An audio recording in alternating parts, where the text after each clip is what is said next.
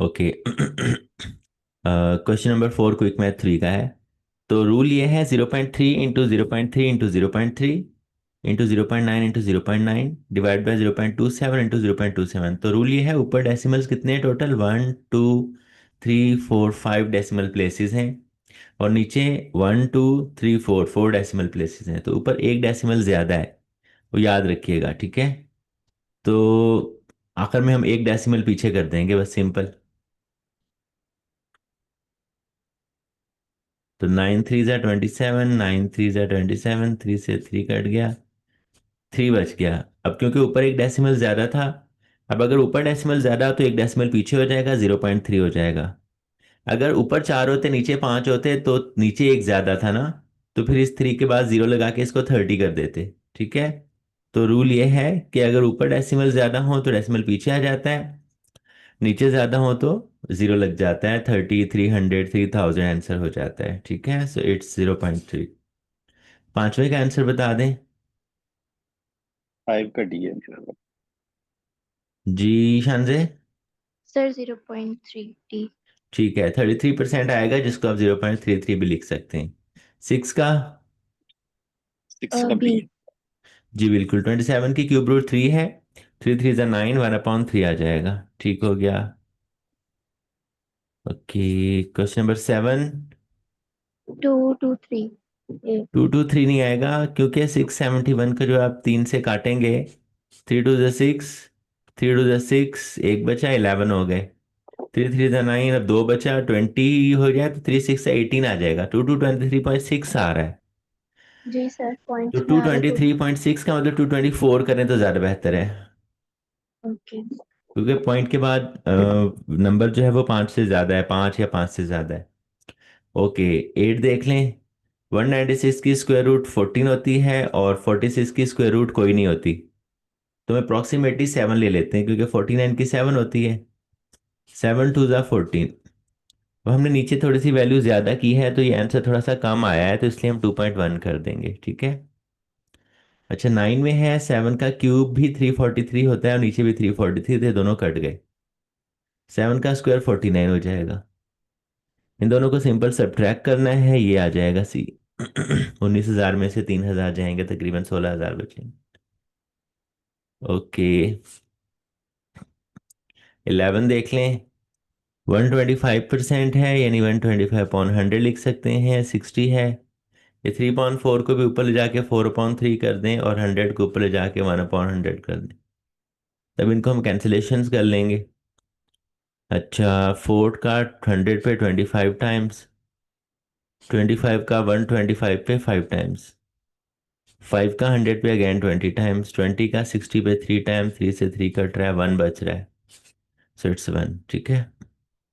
Question number 12 देख लें।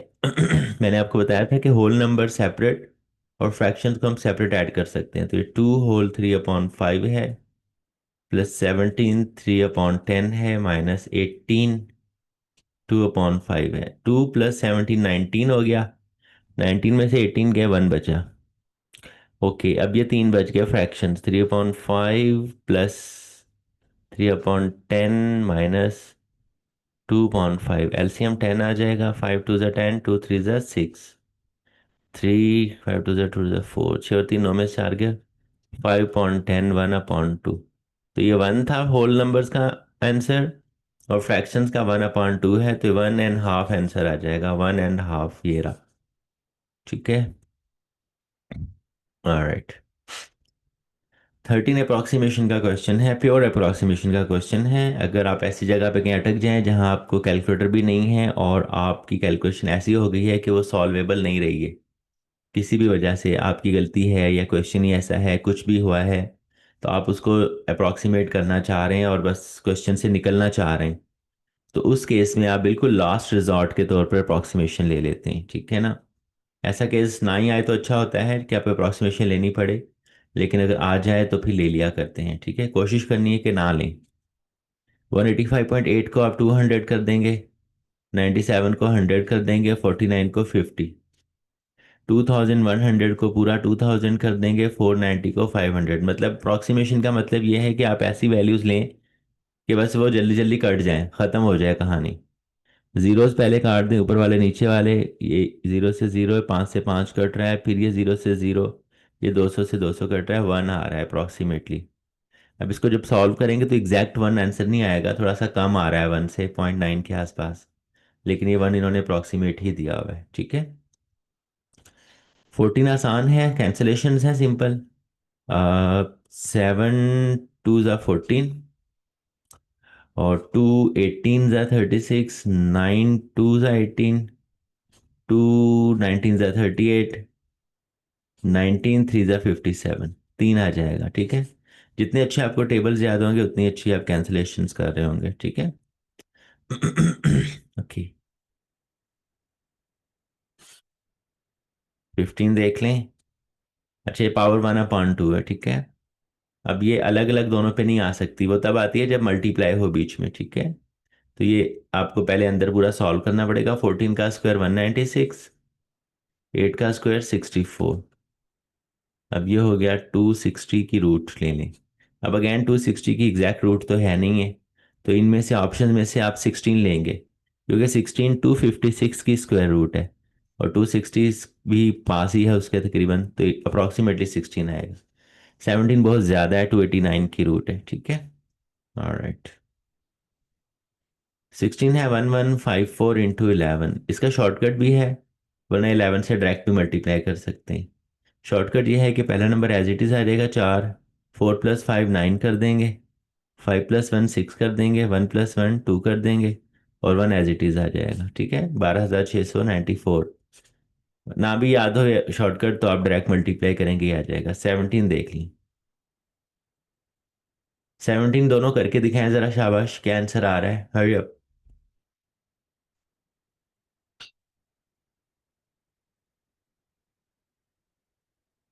977 को 9 से डिवाइड करें।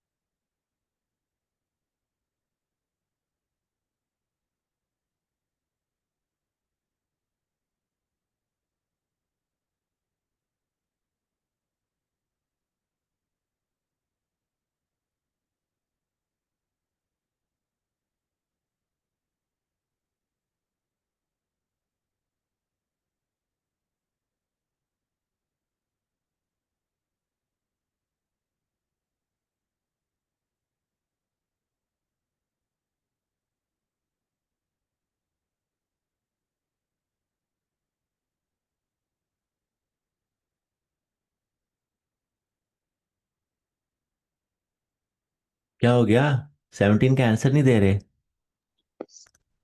सर ये बी। जी नहीं। एक्चुअली मैं वैसे हल करने की कोशिश कर रहा हूँ। अच्छा, देखें, 977 को 9 से काटना है, या डिवाइड कर दें या काट लें। 9 1 ज़ा 9, अब 7 नीचे आया। देखिए 7 पे 9 का टेबल नहीं जा रहा है, दूसरा 7 भी लाना पड़ेगा, उसके लिए जीरो लगाना पड़ता ये है। वाला 9 8 ज़ा 72।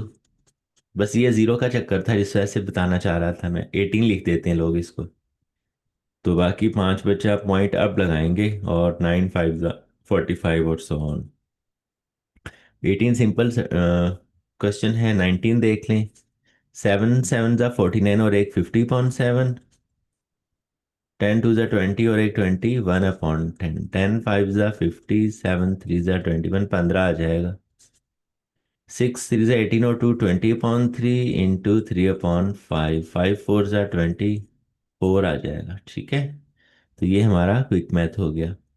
जितना फास्ट आप क्विक मैथ करेंगे उतना ही फास्ट आप टेस्ट कर रहे होंगे। कैलकुलेशन स्किल्स बहुत इंपॉर्टेंट है। ठीक है। बिल्कुल ऐसा ही है। हम्म। हाँ, यही थोड़ा सा टाइम लगा था, यही चीज़ बस अगर इसको ज़्यादा। ऊपर प्रैक्टिस करें और 5 5 मिनट में करने की कोशिश करें क्विक मैथ्स को, और आपकी कैलकुलेशन स्किल्स इंप्रूव होते चले जाएंगे। आपके एग्जाम का स्कोर बढ़ता चला जाएगा इंशाल्लाह। ठीक है। दूसरी चीज़ है, आपको अलजबरा थोड़ा सा स्ट्रॉन्ग करना है। शानजे, आपने तो ऑल 10 अलजबरास कर लिए हैं या कोई बच गए हैं बीच में? सर कर लिया वो। सब 10 के 10?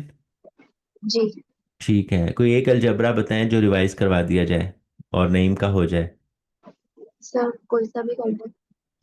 कोई सा भी कर लें, ओके, फिर वन ही कर लेते हैं। ओके।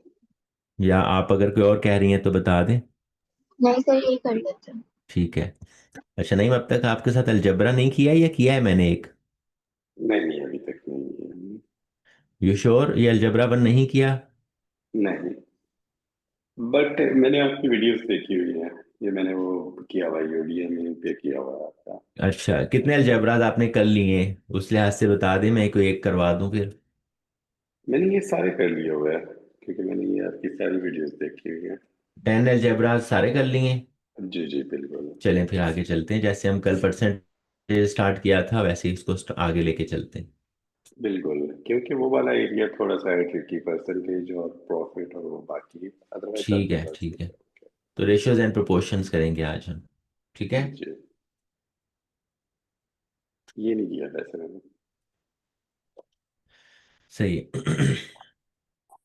कल परसेंटेज और रेशियो ओ प्रॉफिट एंड लॉस मैंने बता दिया था आपको। आज हम रेशियोज कर लेते हैं। ठीक है शान से। Okay sir. ठीक है। ऑलराइट।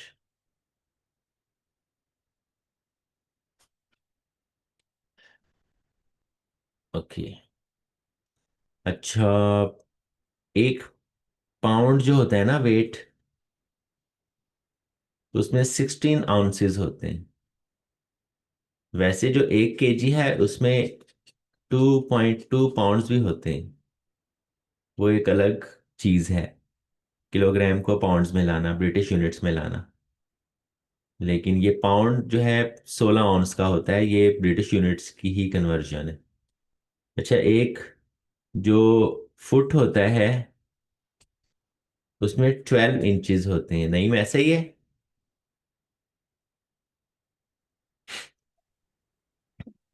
ये इतना पता नहीं है।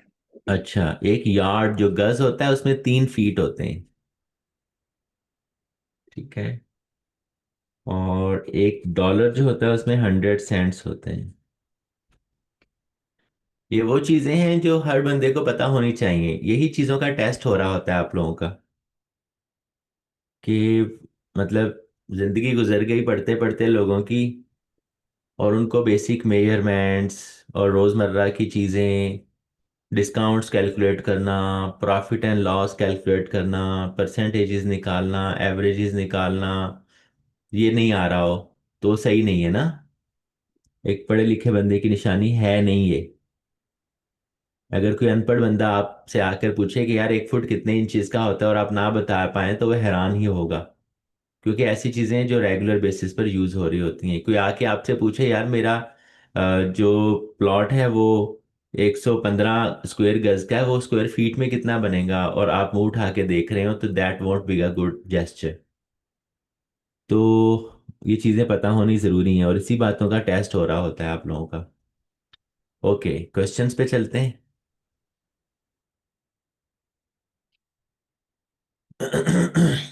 क्वेश्चन वन है, a mixture of nuts contains 2 pounds of cashew nuts and 2 ounces of peanuts.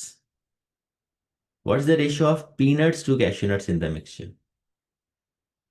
What is the ratio of peanuts to cashew nuts? अगर वो कैश्यू नट टू पीनट्स का रेशो मांगता तो ऊपर कैश्यू नट्स रखते, नीचे peanuts रखते। लेकिन उसने पीनट्स टू कैश्यू नट्स मांगा है तो ऊपर पीनट्स आएंगे, नीचे cashew nuts. Peanuts ounces of peanuts, cashew nuts कितने, 2 पाउंड्स। अच्छा, दोनों का रेशो निकालना हो तो दोनों यूनिट सेम होने चाहिए। इस वक्त वो ऑन्स में, वो पाउंड्स में। तो एक पाउंड में कितने ऑन्स होते हैं? 12 पाउंड। 16 ऑन्स होते हैं बेटा, अभी बताया। Yes yes. एक पाउंड में 16 ऑन्स है तो 2 पाउंड में 32 हो जाएंगे, तो ये ऊपर 2 ऑन्स, नीचे 32 ऑन्स। 1:16 आंसर आ जाएगा ये। अगर आपने कैश नट्स ऊपर और पाउंड्स नीचे लिख दिया होता तो 16:1 होता, आप फिर ये करते। कुछ बच्चे कि भाई पहले कैशू दिया हुआ है फिर पीनट दिया हुआ है, तो दिया हुआ जो भी हो पहले आपसे मांगा तो उसने पीनट्स टू कैशू नट्स का रेशियो है ना, तो be careful. Question number 2। Candy previously sold for $1.6 per pound is now offered 48 cents in a 6-ounce package. What is the ratio of the former price to the present price? जी तो नहीं।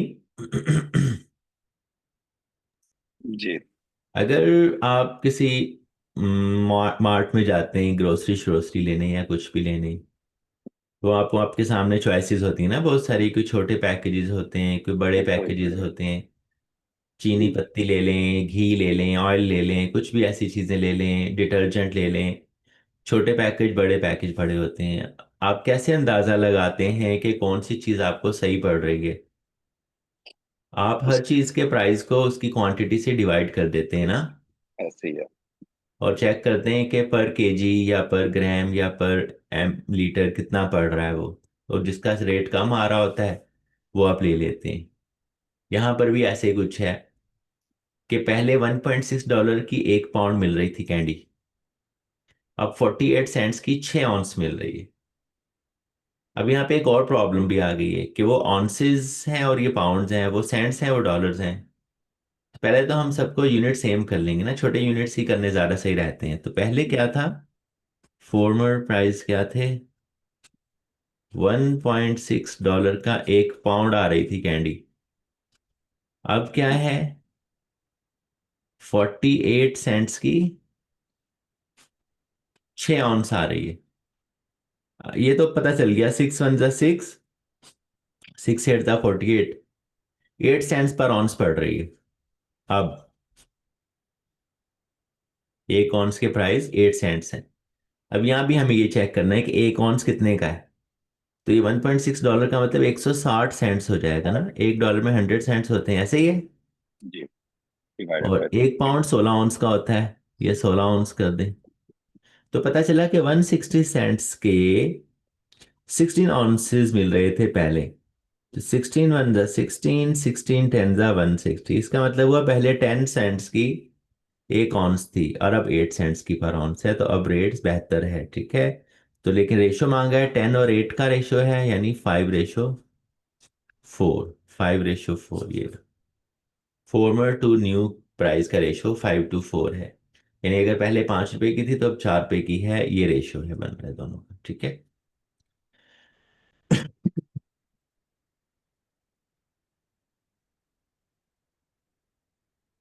Okay,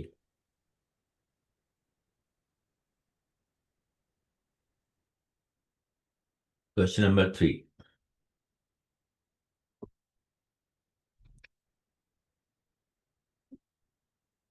In a section of Mill City, the ratio of private homes to apartment house dwellings is 5:3। Private और apartment में रहने वाले लोगों का ratio 5 और 3 का है। यानी अगर यहाँ 5 है तो यहाँ 3 है, यहाँ 50 है तो यहाँ 30 है, या 500 या 300 है, या 15 है या 9 है, ठीक है, या 20 है तो यहाँ 12 है। किसी से भी मल्टीप्लाई कर सकते हैं, हमें नहीं पता क्या है। वो कह रहे हैं all the apartment house dwellings, dwellings मतलब रिहायशी, if all the apartment house dwellings are brick structures and 1/10 of the private homes are wooden structures, what is the maximum portion of houses that may be brick? हम्म ये apartment वाले सारे घर brick के बने हुए हैं, प्राइवेट वाले जो है उनका सिर्फ 1/10 वुडन है, बाकी सारा ब्रिक ले लेंगे हम और चेक कर लेंगे टोटल ब्रिक कितना बन रहा है, ठीक है। ऐसे क्वेश्चन के लिए बेहतर होता है कि आप कोई ना कोई नंबर अज्यूम, उसने कौन सा हमसे एक्चुअल लोगों की तादाद मांगी है, तो हम कुछ भी अज्यूम कर सकते हैं। हम सोचेंगे कि ये 50 थे और ये 30 थे। 50 लोग प्राइवेट में रह रहे हैं, 30 लोग अपार्टमेंट्स में रह रहे हैं, टोटल 80 ले लें। अब इनमें अपार्टमेंट में रोज रह रहे हैं 30 के 30, वो सबके सब ब्रिक के बने हुए हैं, वो कह रहा है। ठीक है, if all the apartment house dwellings are brick structures, ये सब ब्रिक है। And 1/10 of the private are wooden, ये जो 15 का 1/10 वुडन है। 1/10 ऑफ 50 हो जाएगा 5। 5 घर वुड के हैं, बाकी कितने बच गए? 45, ये ब्रिक ले लेंगे जाहिर है। तो ये 30 यहाँ सारे के सारे ब्रिक हैं अपार्टमेंट्स वाले, और प्राइवेट वालों में 45 ब्रिक हैं। तो टोटल ब्रिक के कितने हो गए? 45 और 30, 75। कितने में से? 80 में से। तो पूछा था what portion of houses are brick, 75/80 is the portion. Portion का मतलब होता है पार्ट अपॉन होल। ठीक है, कितना पार्ट टोटल का ब्रिक है? 75 पार्ट 80 में से। ठीक है, तो ये हो जाएगा 5 का टेबल 15 बार, 5 का टेबल 16, 15/16 पार्ट जो है वो मैक्सिमम ब्रिक का पॉसिबल है। नोट कर लो।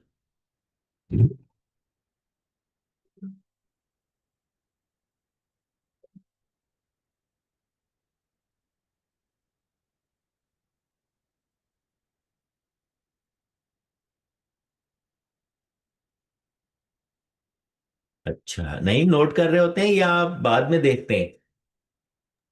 जी बाद में देख रहा होता हूँ। अच्छा अच्छा अच्छा, चले बस जी फिर मैं करता चला जाता हूँ। जी जी। कल की रिकॉर्डिंग भी मैं भूल गया शेयर करनी, आज दोनों ही कर दूंगा।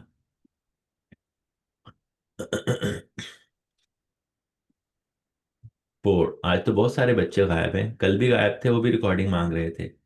2-3 कल गायब थे, आज तो सभी गायब हैं। सारे ही आए। पता नहीं क्या कर रहे हैं, समझ नहीं आती।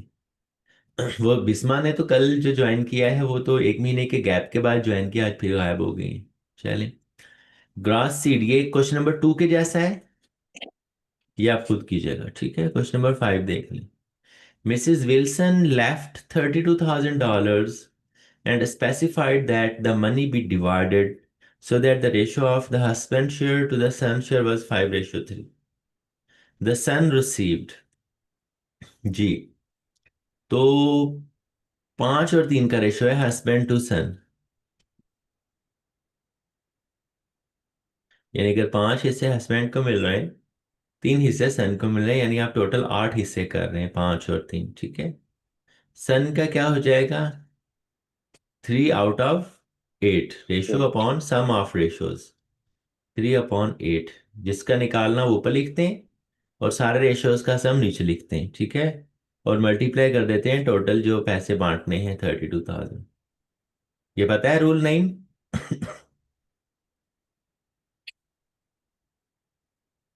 नहीं, ये रूल पता है? नहीं है। अच्छा, हस्बैंड और सन में शेयर डिवाइड करना था, सन को बताना कितना है। सन के 3 हिस्से हैं, टोटल 8 हिस्से हैं, तो 3/8 कर देंगे। जी ratio upon sum of ratios multiply by total amount. तो ये जिसका रेशो ऊपर लिखेंगे उसका हिस्सा आ जाएगा। 5 ऊपर लिखेंगे तो हस्बैंड का शेयर आ जाएगा, 3 लिखेंगे ऊपर तो सन का आ जाएगा। 8×4 = 32, 4,000। 8 से डिवाइड करते ही एक हिस्सा आ गया। 8 हिस्से बन गए ना 4-4 हजार वाले, 32,000 में से उसमें 3 सन को दे देंगे 12,000, और 5 यानी 20,000 उसको हस्बैंड को मिल जाएंगे। तो 12,000 is our answer. Question number 6। Mister powers average daily charges are 3/2 as much as that of Mr. Fixit, who earns $7,200 per day. What is the daily average charges of Mr. Power? Mister power जो है वो 3/2 है mister Fixit का। 3/2 mister Fixit, mister Fixit 7,200 है। 7,200 का 3/2 निकाल लेंगे।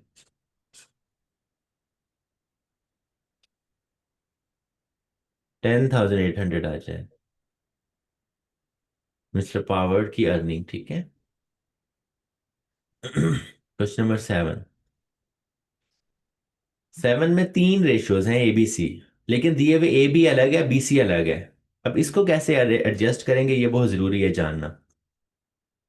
कह रहा है father wishes to divide his salary ₹210 in 3 parts A B and C so that A share is to B share 2:3 and B share to C share 4:5। What is B share? देखें, A/B/C हमें ऐसे चाहिए होता है, अलग अलग AB BC नहीं चाहिए होते। उससे हम रेशो का सम नहीं निकाल सकते। अच्छा, पहले A और B का रेशो दिया हुआ है, फिर B और C का दिया हुआ है। तो दोनों में B कॉमन है ना, तो B बीच में लिख लेंगे। अगर दोनों में C कॉमन होता तो C को बीच में लिख लेते। ठीक है, जो कॉमन हो वो बीच में आ जाएगा। अच्छा, A to B 2:3 है, A to B 2:3 है, और B to C 4:5 है, 4:5। अब बहुत आसान है, क्या करना है, जो बीच में इन दोनों को आपस में मल्टीप्लाई करना है।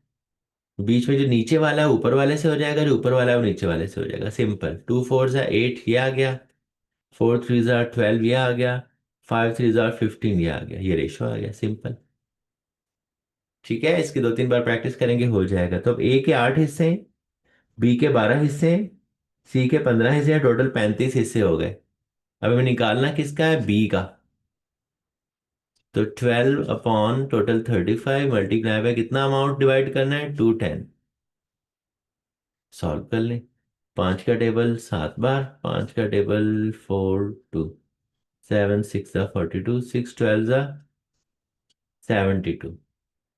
$72 या रुपीज मिलेंगे आप जो है बी को। ठीक है। अच्छा, इसका ले, बताइएगा, ये हमने मल्टीप्लाई क्यों किया था?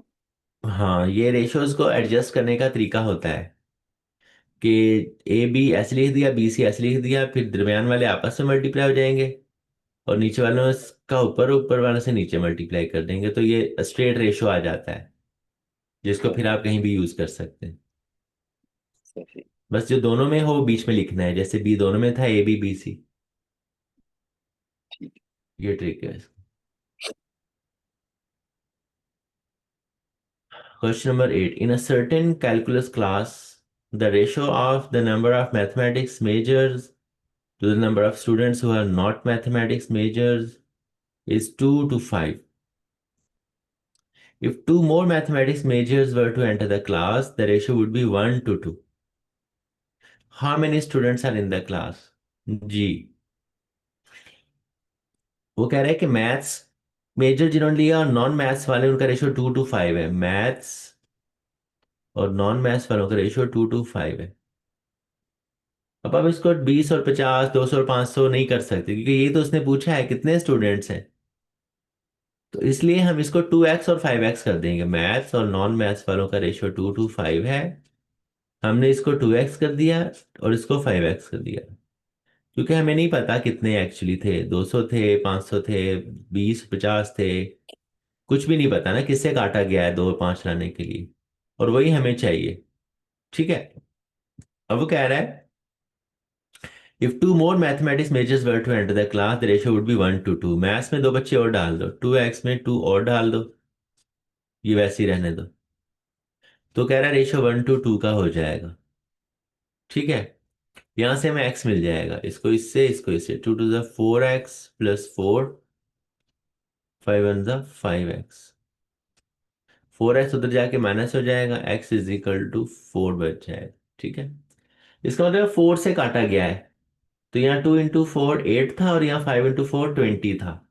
ठीक है, तो एक्चुअली बच्चों की तादाद क्या थी मैथ्स में, 2x थी, तो मतलब 2 × 4 8 थे। नॉन मैथ्स में 5 × x, यानी 5 × 4 20 थे, यानी टोटल 28 बच्चे थे। ठीक है, there were total 28 students in the class. ये रहा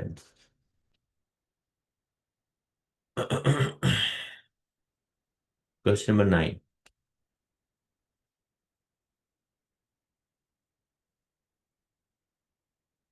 कह रहा है of the people attending a concert 3/4 are seated in the auditorium and the remaining 1/4 are in the lobby. If half of those in the lobby move to seats in the auditorium, then what is the ratio of those seated in the auditorium to those in the lobby? जी, देखिए कुछ auditorium बैठे हुए हैं और कुछ lobby में बैठे हुए हैं। 3/4 ऑडिटोरियम में है, 1/4 लॉबी में। कह रहा है जो लॉबी में है, उनका आधा इधर आ गए। अब दोनों का रेशो क्या है? तो आप 3 और 1 के रेशो में है ना ये। कोई भी नंबर ले लें आप। आपसे कौन सा उसने एक्चुअल बच्चों की तादाद पूछी है? एक सेकंड मुझे दीजिएगा, मैं बाहर देखूं कौन।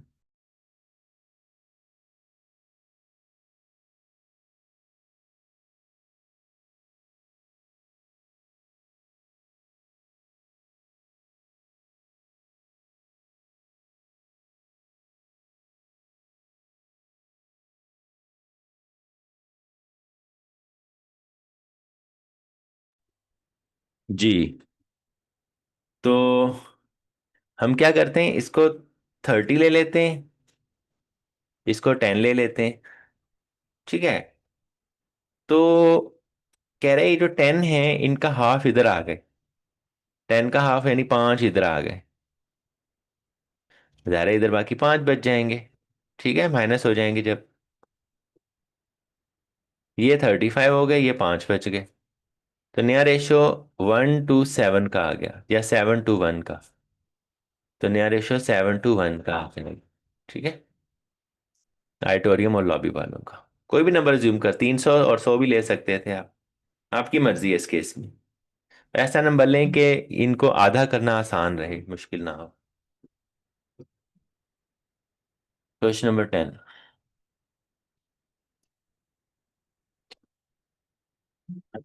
कह रहा है 5 pencils cost as much as 3 pens, 20 pens as much as 4 letter pads, 5 letter pads as much as 2 knives. If 6 knives cost rupees 2.50, find the cost of 1 pencil. जी, दिखने में थोड़ा सा मैसी लग रहा है नहीं? 5 pencil 3 pens, ऐसे लिख दें। 5 pencil 3 pens, 20 pens 4 letter pads, 20 pens 4 letter pads, 5 letter pads 2 knives, 5 letter pads 2 knives, 6 knives 2.5 के हैं, 6 knives 2.50 के। ठीक है, अच्छा एक पेंसिल की कॉस्ट चाहिए, तो आपको यहाँ पे आना है, इस पेंसिल पे आना है। 5 पेंसिल दी हुई थी, तो आप क्या करें, इन दोनों को डिवाइड कर दें, इससे इससे, इसको इससे, इसको इससे, इसको इससे। शॉर्टकट बता रहा हूँ, 3/5,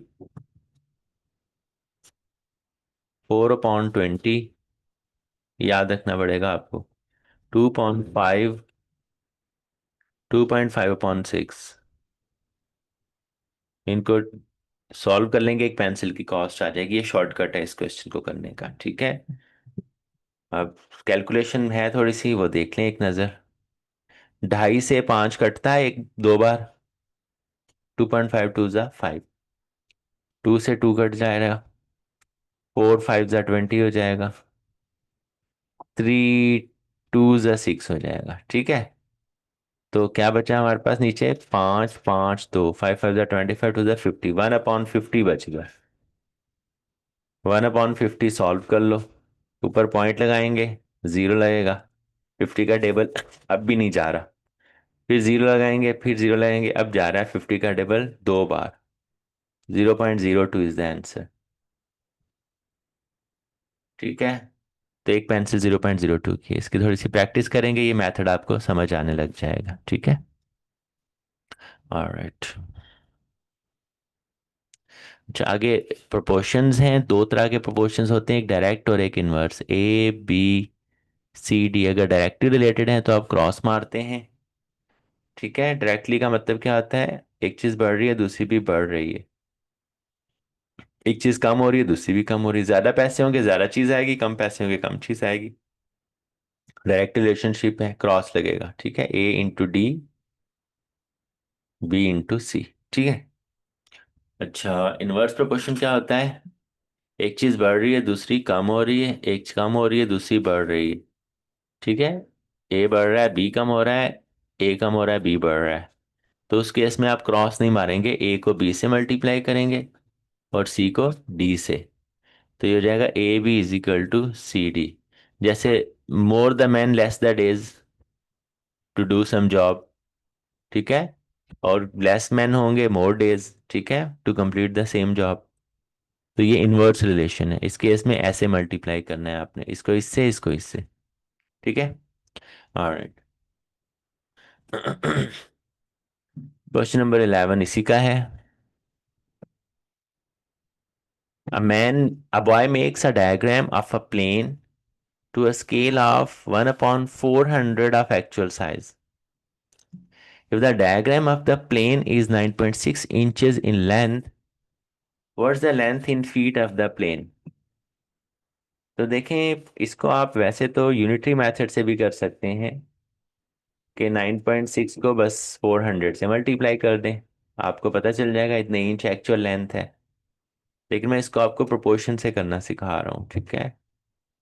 ओके, कह रहा है कि स्केल 1 और 400 का है। इसका मतलब ये है कि अगर प्लेन की एक्चुअल लेंथ 400 है तो आप उसको पेपर पे जब बना रहे हैं तो 1 ले रहे हैं, ठीक है। ये रहा आपका डायग्राम, और ये रहा एक्चुअल साइज। डायग्राम पे 1 है, एक्चुअल 400 है। तो अगर डायग्राम पे 9.6 है तो एक्चुअल ज़ाहिर है ज़्यादा होगी, कितनी होगी ये बतानी है, तो इसको क्रॉस कर लेंगे हम। x1 ज़ा x, 400 इंटू 9.6, ये इंचज में आंसर है, क्योंकि 9.6 इंच था ना, ये आंसर आपका इंचज में आ जाएगा, ठीक है। अच्छा, इसको आप अगर 12 से डिवाइड करेंगे तो फीट में आ जाएगा, ये फीट में मांगा है उन्होंने, ठीक है। 12 से डिवाइड कर देंगे, ये फीट में चला जाएगा।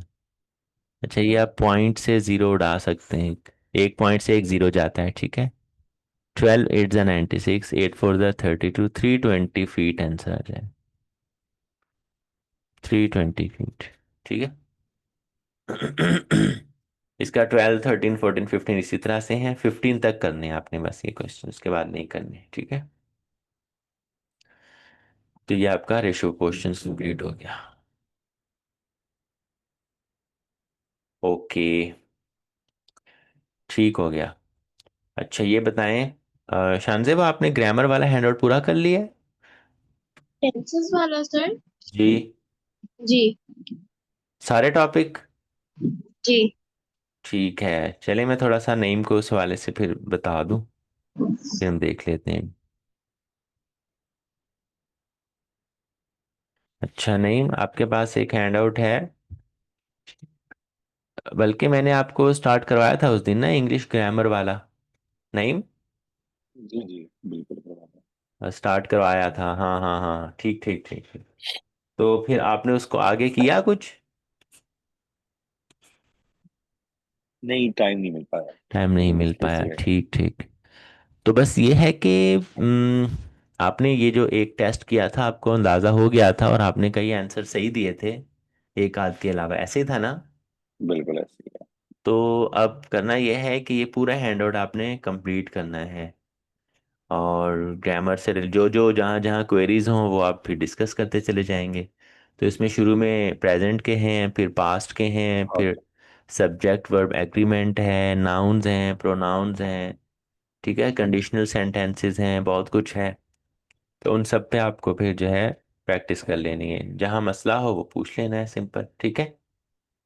जी ऑलराइट, इसी तरह से एक और हैंडआउट भी आपको मैंने करवाया था, वो था वोकैबरी वाला, शायद करवाया था। जी जी, वो नीचे ही था मतलब। ये वाला, हाँ ये भी किया था ना हमने। जी जी। ठीक ठीक ठीक।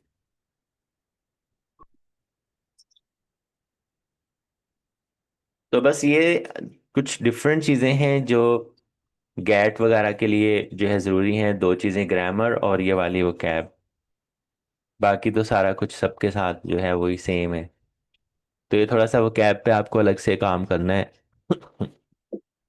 हाँ, ये और थोड़ा सा चू चीज उन्होंने पूछी थी, और दूसरा उन्होंने एक पूछा था कि जैसे वो ये आपने दिखाया था कि एक सेंटेंस पूरा लिखा हुआ था और नीचे जो है वो अंडरलाइन किया हुआ था, कि इसमें से आप बताएं कि ये जो अंडरलाइन किया हुआ है अच्छा इसमें अच्छा अच्छा, वो ग्रामर से रिलेटेड ही क्वेश्चन हुआ ना। सही ग्रामर। जी। हाँ, तो आपको परफेक्ट ग्रामर वाली चीज जो है उसमें डालनी थी। जी। सही है, सही है, जबरदस्त, ठीक है। आई होप आपका निकल जाएगा इंशाल्लाह। लेकिन इंशाल्लाह। जब तक रिजल्ट नहीं है तब तक आप लें क्लासेस, रिजल्ट आ भी जाए आप बेशक अपना पूरा करें मंथ, कोई मसला नहीं, सही ना। नहीं नहीं, क्लासेस लूंगा मैं, बाकी हाँ हाँ बहुत बिल्कुल। हेल्प हो रहा है, बहुत सारी माशाल्लाह, चीजें बिल्कुल, इसमें। बहुत अच्छी बात है फिर तो, जबरदस्त। If you are thinking like that, that's a good productive approach. ठीक हो गया। अच्छा, ये हो गया। ओके। कल हमने लॉजिकल रीजनिंग की थी या रीडिंग कॉम्प्रिहेंशन की थी? Logical logic. Reasoning. Logical reasoning की थी। रीडिंग कॉम्प्रिहेंशन कर लें आज या क्या कहते हैं आप लोग? Sir reading comprehension. Reading comprehension कर लें।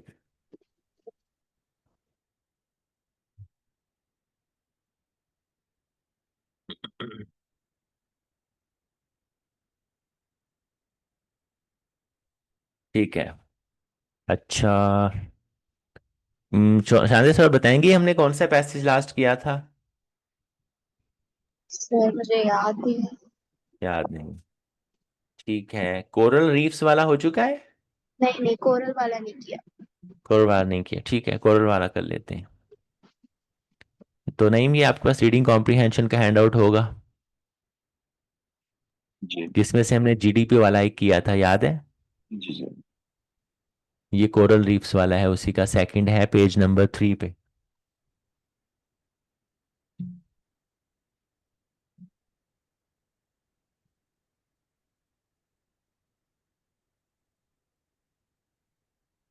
मिल गया।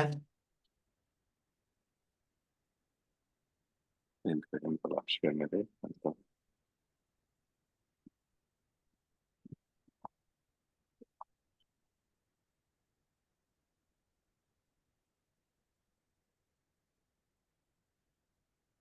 रीडिंग कॉम्प्रिहेंशन का हैंड आउट है, पेज नंबर 3 है।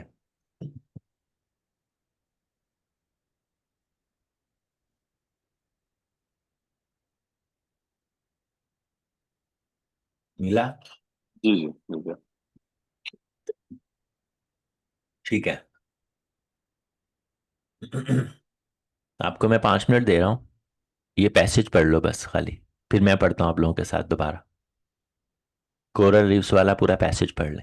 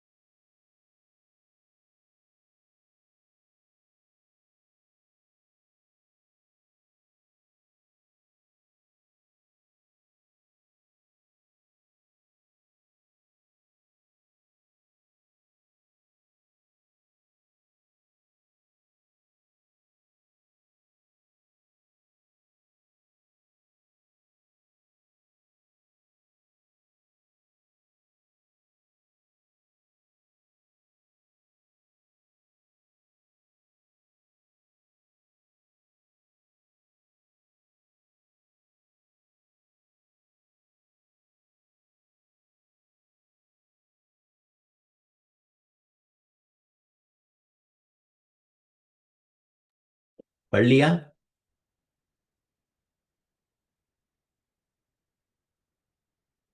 बस थोड़ी सी उसमें। ठीक है।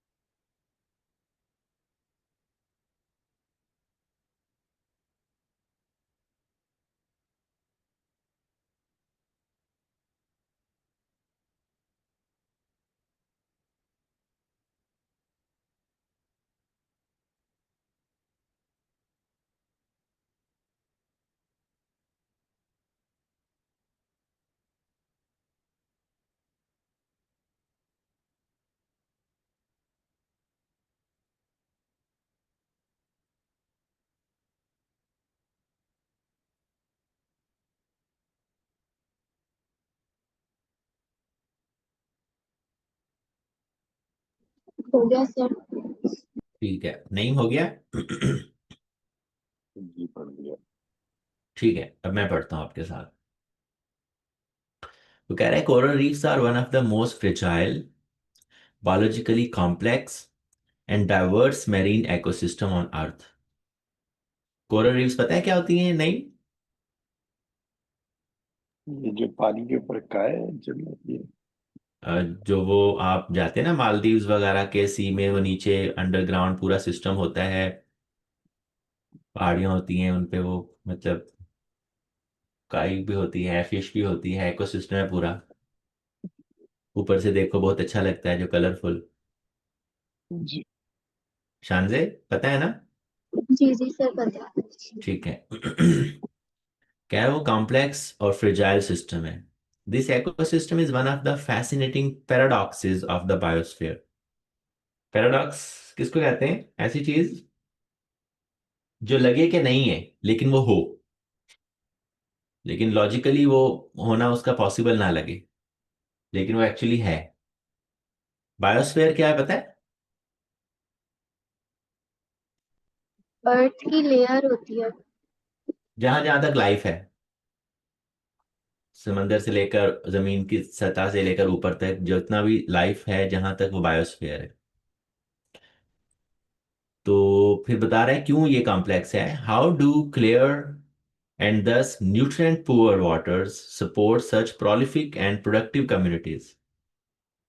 क्लियर का मतलब न्यूट्रिएंट पुअर है, मतलब अगर पानी गंदा है तो उसमें बहुत सारे न्यूट्रिएंट्स हैं ना, मिनरल्स हैं। अगर वो क्लियर है तो उसमें कोई मिनरल्स नहीं है, इसका मतलब ये है कम है। तो कैसे इतनी प्रोलिफिक प्रोडक्टिव कम्युनिटीज को सपोर्ट कर सकता है? Part of the answer lies within the tissues of the corals themselves. Symbiotic cells of algae, known as zooxanthellae, carry out photosynthesis using the metabolic wastes of the corals, thereby producing food for themselves, for their coral hosts, and even for other members of the reef community.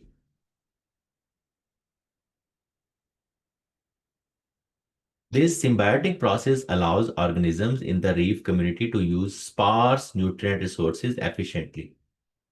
System है जो clear water को use करता है, photosynthesis होता है और उनको energy मिल रही होती है। ये उसने पूरा एक्सप्लेन किया है कि कोरल रीफ्स क्या हैं और किस रूल पर काम करती हैं। आगे कह रहा है कि unfortunately for coral reefs however a variety of human activities are causing world wide degradation of shallow marine habitats for adding nutrients to the water by adding nutrients to the water. जो human activities हैं उनमें nutrients add कर रहे हैं, इसलिए वो degrade हो रही है कम्युनिटी। मतलब न्यूट्रिएंट्स उसको ज्यादा देना उसके लिए नुकसानदेह है। agriculture, slash and burn land clearing, savage disposal, and manufacturing that creates waste byproducts all increase nutrient loads in these waters. तो इनमें बहुत ज़्यादा न्यूट्रिएंट्स आ रहे हैं इन सब चीज़ों की वजह से. Typical symptoms of reef decline are destabilized herbivore populations and an increasing abundance of algae and filter feeding animals. ये निशानियां दी हैं उसने. इस वजह से जो है रीफ डिक्लाइन हो रही है, डिस्टेबलाइज हो रही है. ठीक है. सिम्टम्स क्या हैं? हर्बीवोर पॉपुलेशन डिस्टेबलाइज हो जाएगी और एल्जी और फिल्टर फीडिंग एनिमल्स बढ़ जाएंगे. तो इसका मतलब है कि रीफ डिक्लाइन हो रही हैं, कोरल रीफ्स.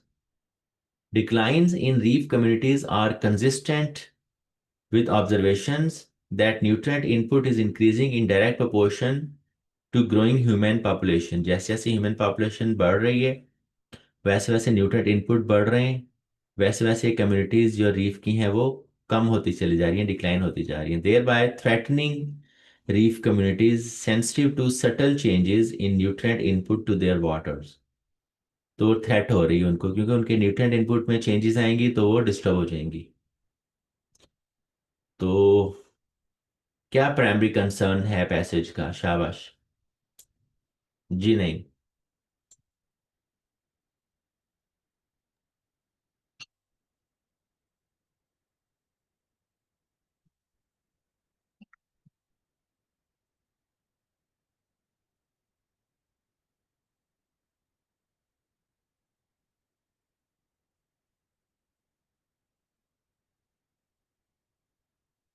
सर इसमें वो ये बता रहे हैं कि लाइक ह्यूमन एक्टिविटीज कैसे कोरल रीफ्स के लिए हार्मफुल है या थ्रेटनिंग है। बिल्कुल. यही मेन पर्पस है पैसेज का जो ए में बताया हुआ है कि ह्यूमन एक्टिविटीज कैसे डेंजरस हैं इनके लिए. ऐसे या नहीं? जी। तो ए सही है कि describing the effects of human activities on algae in coral reefs. Sir इसका बी एक मिनट हो एक मिनट, नहीं नहीं सकता नहीं है। नहीं नहीं, बी है. Explaining how human activities are posing a threat to coral reef communities, not algae only. ठीक है, बी बनेगी. ठीक है. Two. The passage suggest which of the following about coral reef communities. शाबाश.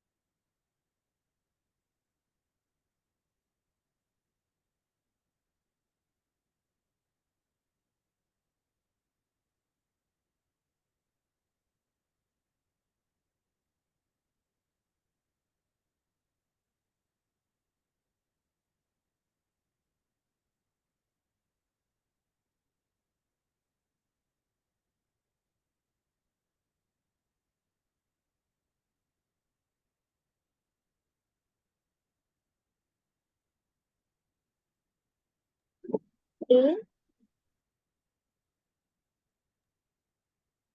Roof communities may actually be more likely to thrive in waters that are relatively low in nutrients. बिल्कुल ऐसा ही है. जितना न्यूट्रिएंट्स कम होंगे उतने ही वो ज़्यादा फ्लरिश करेंगे. गुड. ए सही है. 9. The author refers to filter feeding animals, land 23-24, in order to do what? filter feeding animals की बात क्यों आई है? ये सिम्टम्स है रीफ डिक्लाइन की एक्चुअली. ये रहा. Provide an example of a characteristic sign of reef deterioration. A हो जाएगा. ठीक है. 10 देखें जरा. शाबाश. 10 करके दिखाएं.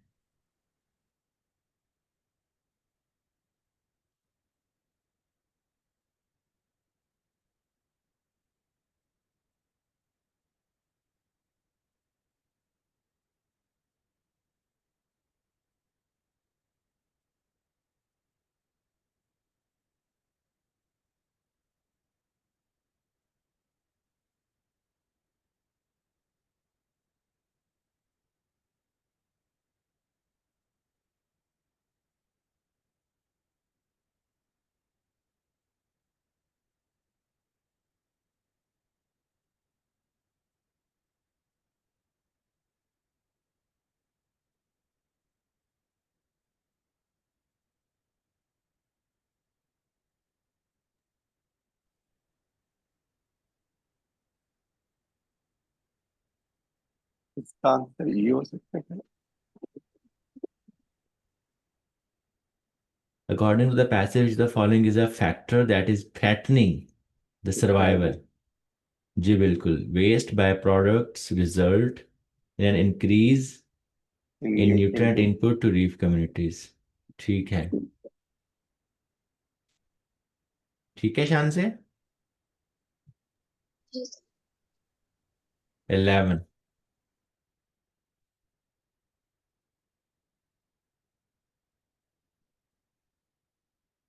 शाबाश।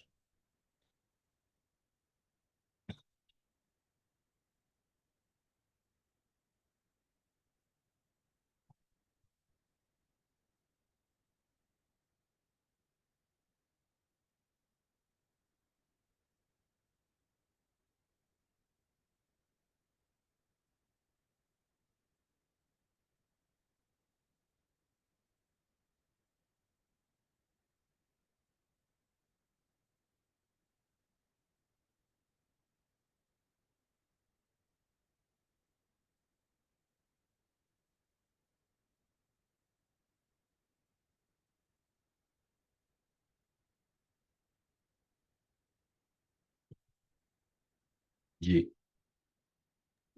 सी। जी बिल्कुल। अब पैसेज से ही पता चल रहा है कि वो रिसोर्सेज कम हैं फिर भी थ्राइव कर रही हैं, यही तो पैराडॉक्स है इसका। ऐसे ही है नहीं? जी जी। They are able to survive in an environment with limited food sources. ठीक है। सही है, दैट्स ऑल फॉर टुडे। इसको कंटिन्यू करें, इन पैसेजेस को करते रहें, और जो जो काम हमने कल और आज किया उनको रिवीजन लें। क्विक मैथ्स करें, अलजबरा करें, grammar, vocabulary, reading comprehension, logical reasoning, और जो है वो स्क्वेयर्स, क्यूब्स, शॉर्टकट्स, वो सब चीज़ें भी करते रहें। ठीक है। सी यू इंशाल्लाह। हाफिज़। ओके चलो।